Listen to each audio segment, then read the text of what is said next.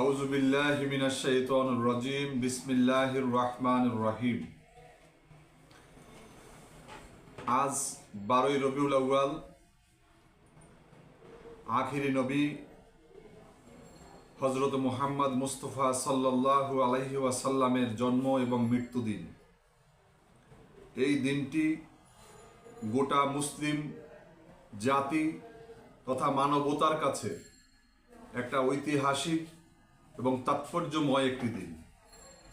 এই দিনে তৎকালীন আইয়ামে জাহিলিয়াতের অন্ধকার ভেদ করে দুনিয়াতে আলোর রশ্মি প্রজ্বলিত হয়েছিল হযরত মুহাম্মদ সাল্লাল্লাহু আলাইহি সাল্লামের জন্মের মধ্য দিয়ে।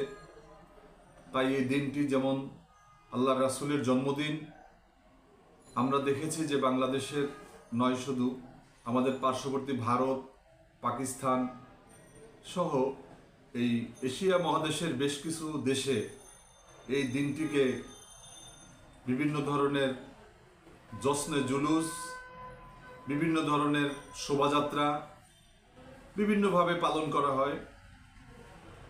এটা নিয়ে আলেম ওলামাদের ভিতরেও অনেক ধরনের মন্তব্য আছে এবং তারা কোরআন এবং হাদিসের আলোকে বলেন যে এরকম জশ্নে জুলুস বা শোভাযাত্রা এটা ইসলামের জন্য পরিশুদ্ধ কোনো রেওয়ায়েত পাওয়া যায় না।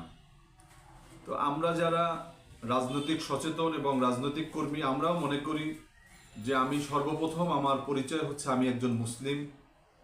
এটাই হচ্ছে আমার বড় পরিচয়। একজন মুসলিম হিসাবে ইসলামের একজন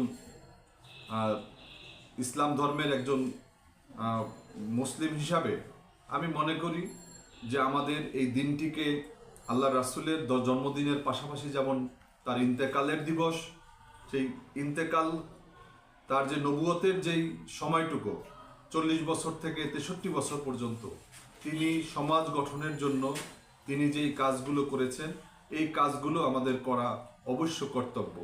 আপনারা জানেন যে আমাদের মহানবী সাল্লাল্লাহু আলাইহি ওয়াসাল্লাম জন্মের পর থেকে তাকে তৎকালীন সময়ের কাফেররা সহ আরবের তার প্রতিবেশী সমস্ত মানুষ সবাই কিন্তু রাসূলকে আলামিন বলে জানতেন।